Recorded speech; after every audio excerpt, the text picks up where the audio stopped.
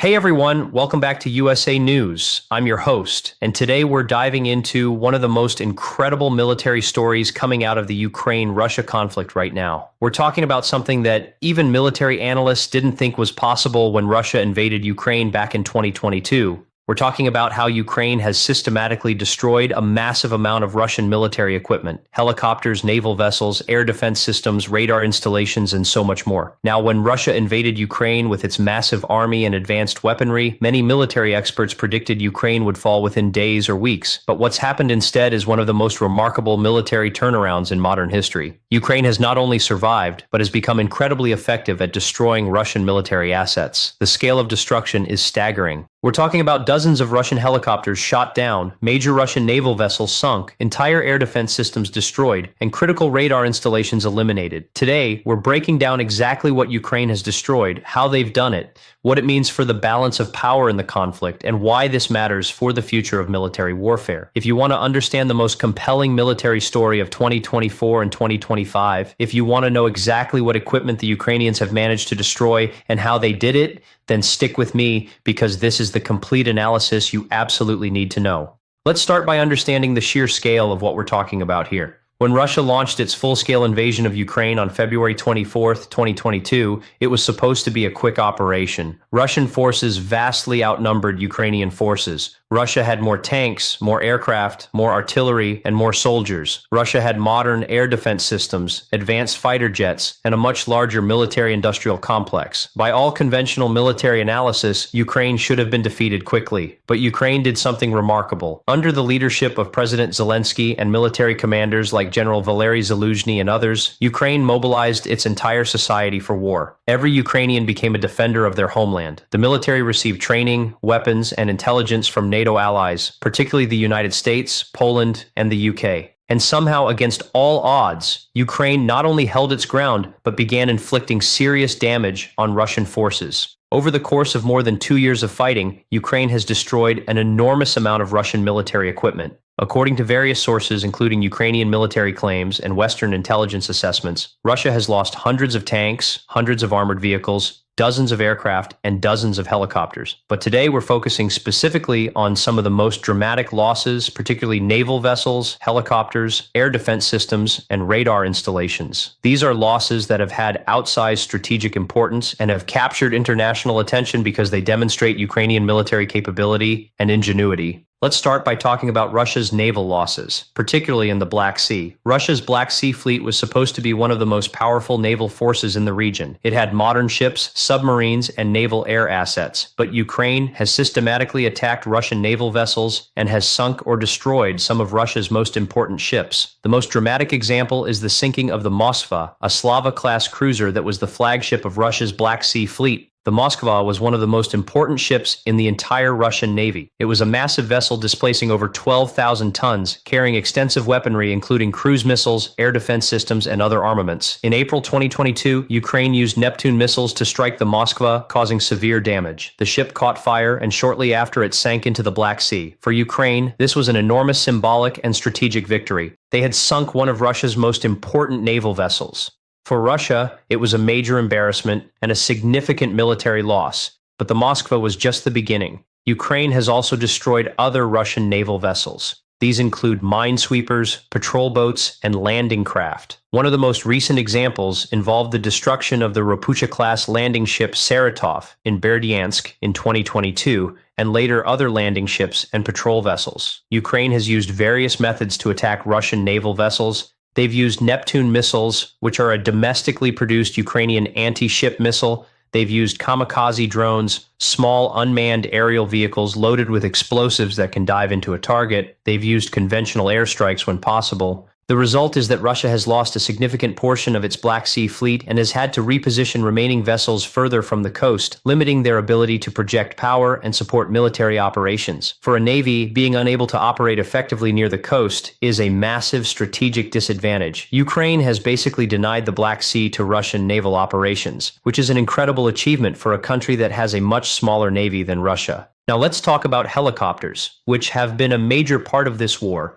Helicopters are incredibly valuable in warfare. They can transport troops, provide air support, provide reconnaissance, and engage in combat operations. Russia has invested heavily in helicopter assets, and early in the war, Russian helicopters were used extensively in combat, but Ukraine has become very effective at shooting down Russian helicopters. The primary tool for this has been man-portable air defense systems, or MANPADS, which are portable missile systems that a soldier can carry and use to shoot down aircraft or helicopters. Ukraine has received thousands of MANPADS from Western allies, including Stinger missiles from the United States. These weapons are relatively inexpensive compared to the helicopters they're destroying. A Stinger missile might cost $50,000 or so, while a Russian attack helicopter like a MiL-24 Hind costs several $1,000,000. When you have that asymmetry, Ukraine can inflict massive damage on Russian forces by destroying expensive helicopters with cheap missiles. According to various sources, Ukraine has shot down well over 100 Russian helicopters since the start of the full-scale invasion. Some claims put the number even higher. The exact number is difficult to verify because different sources count differently, and the fog of war makes precise accounting challenging. But by any measure, Russia has lost a staggering number of helicopters. This is a major problem for the Russian military because helicopters take a long time to build and train pilots to fly them. When a helicopter is destroyed, you lose not just the aircraft but also the pilot, who is highly trained and takes years to develop. Russia has struggled to replace these losses because its aircraft manufacturing capacity is limited, especially under international sanctions. As a result, Russian helicopter operations have become much more cautious. Helicopters now operate at greater distances from the front, which reduces their effectiveness. They conduct fewer missions. They're used more carefully. This gives Ukraine a significant advantage in air operations. Let's talk about air defense systems, which have been another major focus of Ukrainian operations. Air defense systems are critical for any military because they protect against air attacks.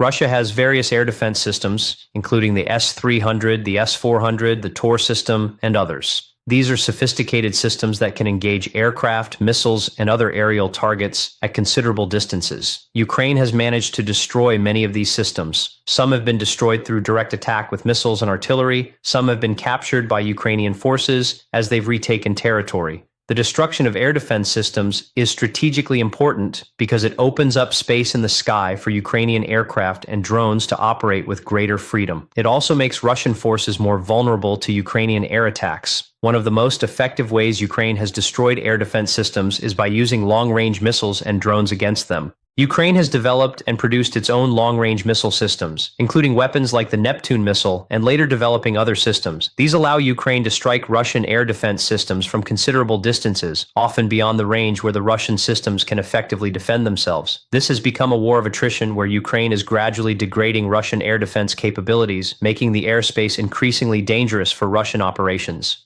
Now let's talk about radar systems, which are absolutely critical for air defense and overall military operations. Radars are used to detect aircraft, missiles, and other threats at long distances. They provide the information that air defense systems need to engage targets. Ukraine has conducted sophisticated operations to identify, locate, and destroy Russian radar systems. One of the ways Ukraine does this is by using decoy tactics. Ukraine will sometimes feign attacks or use false radar signals to get Russian systems to activate and reveal their location. Once a radar is revealed, Ukrainian forces can target it with missiles, artillery, or drone strikes. Russia has struggled to protect its radar systems because they need to be deployed in relatively exposed locations to be effective, and they can't remain in one place for too long without being detected and targeted. The loss of radar coverage creates significant operational challenges for Russia because it reduces their situational awareness and their ability to detect and intercept Ukrainian aircraft and missiles. It creates gaps in their air defense network that can be exploited. Over the course of the war, Ukraine has systematically destroyed dozens of Russian radar installations. This has been a key part of Ukraine's strategy to degrade Russian air defense capabilities and eventually establish air superiority or at least air equality over portions of the battlefield.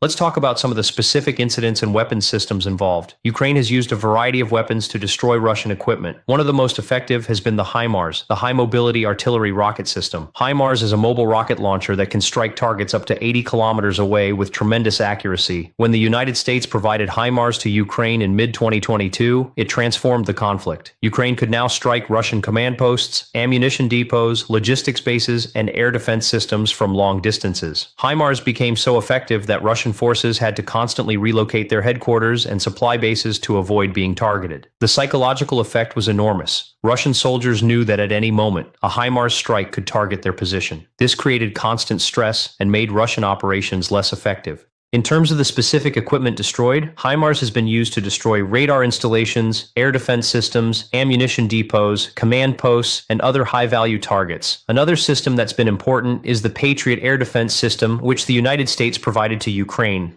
Patriot systems can engage aircraft and missiles at considerable distances. While Patriot systems have been lost to Russian attacks, they've also been instrumental in helping Ukraine defend against Russian aerial attacks. The Russian Air Force has suffered significant losses to Patriot systems, which has caused Russia to adjust its air operations and reduce the number of sorties it flies. The introduction of these systems fundamentally changed the dynamics of the conflict in Ukraine's favor. Ukraine has also developed and produced its own systems that have been very effective. One example is the Neptune missile, which is a domestically produced anti-ship missile. As I mentioned earlier, the Neptune was used to sink the Moskva. Ukraine has also been using kamikaze drones, which are small unmanned aerial vehicles that can be flown into a target. These drones are relatively inexpensive to produce and operate, but they've been incredibly effective at destroying Russian equipment. Kamikaze drones have been used against air defense systems, radar installations, vehicles, and other targets. The advantage of kamikaze drones is that they can be deployed in large numbers, they're difficult to defend against because of their small size, and they can be used against targets that are otherwise difficult to reach. Russia has struggled to develop an effective counter to these drones. Early in the war, Russia had some success shooting them down, but as Ukraine has improved the drones and deployed them in larger numbers, Russian air defense has become increasingly overwhelmed. The innovation shown by Ukrainian forces in weaponry and tactics has been remarkable.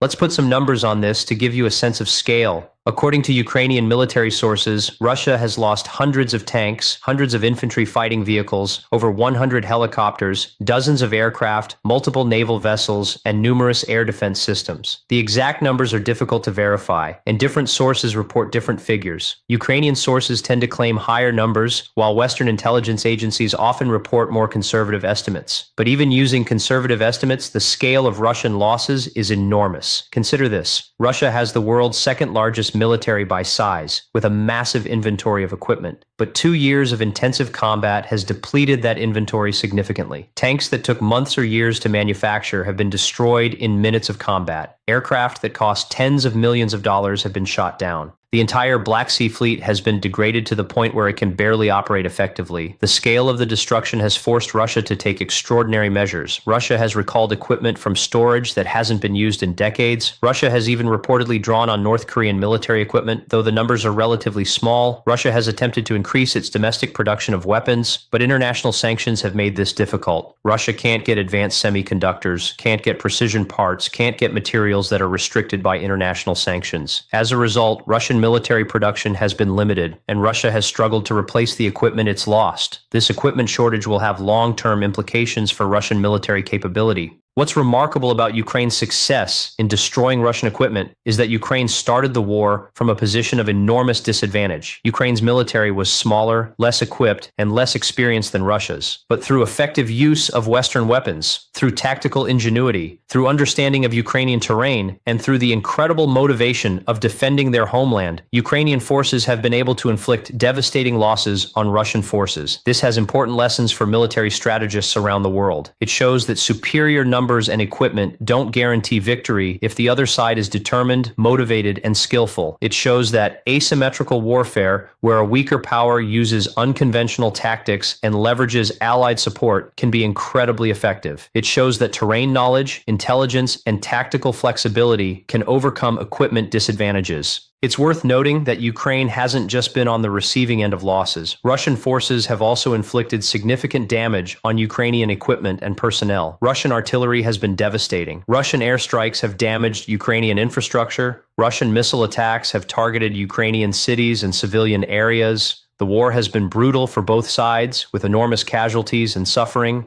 But in terms of the specific equipment destruction, the narrative is clear. Ukraine has been far more effective at destroying Russian equipment than Russia has been at protecting it. There are some strategic implications of this equipment destruction that we need to understand. First, it's degraded Russian military capability. Russia simply doesn't have the same operational capacity it had at the start of the war. The lack of helicopters means Russia can't transport troops as effectively or provide close air support as effectively. The loss of air defense systems means Russia is more vulnerable to aerial attack. The loss of naval vessels means Russia can't project power from the sea. All of these losses add up to a significantly weakened Russian military that's less capable of sustaining offensive operations. Second, the destruction of this equipment has had psychological effects. Russian soldiers have seen their comrades killed, they've seen their equipment destroyed, they've seen their missions fail. This creates demoralization and reduces combat effectiveness. There have been reports of lower morale among Russian troops. Ukrainian soldiers, on the other hand, have seen that they can stand up to Russia, that they can destroy Russian equipment, that they can win. This creates confidence and raises morale. Third, the destruction has had economic effects. Every piece of equipment destroyed is equipment that has to be replaced, and replacement is expensive and time-consuming. Russia has to spend enormous sums on military production and procurement. This diverts resources from other areas of the economy and contributes to economic strain on the Russian state. Fourth, the destruction has had political implications. The losses are visible to the Russian public through leaks, through independent media, through Ukrainian announcements.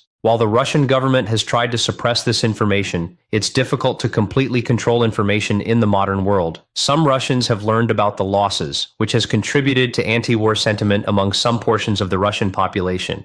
Looking forward, the trajectory suggests that Ukraine's ability to destroy Russian equipment will continue and likely increase. As Ukraine receives more advanced Western weapons, as Ukrainian forces become more experienced in using these systems, as Ukrainian drone technology improves, Ukraine will have even greater capacity to inflict damage on Russian forces. Russia, meanwhile, faces challenges in replacing losses and maintaining its military capability over the long term. The war of attrition that's unfolding appears to favor Ukraine in terms of equipment losses, though this is only one factor in determining the overall outcome of the war. It's important to understand that equipment destruction alone doesn't determine the outcome of a war. Politics, diplomacy, public will, economic capacity, and many other factors all matter. But from a purely military standpoint, Ukraine's success in destroying Russian equipment is remarkable and significant. It shows that a determined, well-armed, and skillfully led force can inflict enormous damage on a much larger adversary. It shows that Western weapon systems in the hands of motivated fighters can be devastating. It shows that innovation and tactical flexibility can overcome equipment advantages.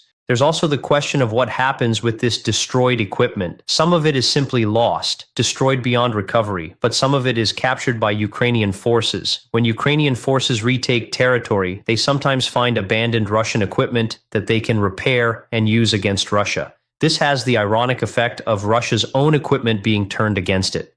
Ukrainian forces have captured Russian tanks and used them. They've captured Russian air defense systems and used them. They've captured weapons and ammunition and used them. This further increases Ukraine's capacity to inflict damage on Russian forces. The intelligence value of captured equipment is also enormous. When Ukraine captures Russian equipment, military analysts can examine it, understand its capabilities and weaknesses, and develop tactics to counter it. This information is shared with NATO allies, which helps inform Western military strategy and weapons development. So the destruction of Russian equipment serves multiple purposes beyond the immediate military benefit. It provides operational advantages, it provides intelligence, and it provides moral and psychological advantages as well. In conclusion, the destruction of Russian military equipment by Ukraine has been one of the most significant aspects of the Ukraine-Russia war. Ukraine has destroyed hundreds of pieces of major Russian equipment, including helicopters, naval vessels, air defense systems, and radar installations. This has degraded Russian military capability, created psychological effects on both sides, caused economic strain on Russia, and demonstrated the effectiveness of Ukrainian forces and Western weapons. The scale of the destruction is remarkable given Ukraine's initial disadvantage at the start of the war. It shows the importance of determination, training, effective tactics, and technological capacity in modern warfare. As the war continues, the trajectory suggests that Ukraine will continue to inflict significant losses on Russian forces, further degrading Russian military capability. The ultimate outcome of the war will depend on many factors beyond equipment destruction, but Ukraine's success in this realm has been truly remarkable and has implications for military strategy and international relations more broadly. That's the story of Ukraine's destruction of Russian military equipment, a remarkable military achievement that shows the power of determination, Western support, and tactical effectiveness against a larger but less motivated adversary. I hope this analysis has given you a deeper understanding of the military dimension of the Ukraine-Russia conflict and why it matters for geopolitics. If you found this military analysis valuable and want to continue following the most important geopolitical and military developments happening around the world, please hit that like button and subscribe to USA News. I'm covering the critical stories that sometimes get overlooked or oversimplified in mainstream media. Leave a comment below and let me know your thoughts on the Ukraine conflict. What do you think the long-term trajectory of the war will be? Do you think Western weapons will continue to be decisive in determining the outcome? What do you think the international community should do to help Ukraine or facilitate a resolution? I want to hear your perspective and your analysis because that's what makes this community special. Thanks so much for watching, and I'll see you in the next video where we continue analyzing the geopolitical forces and military conflicts shaping our world.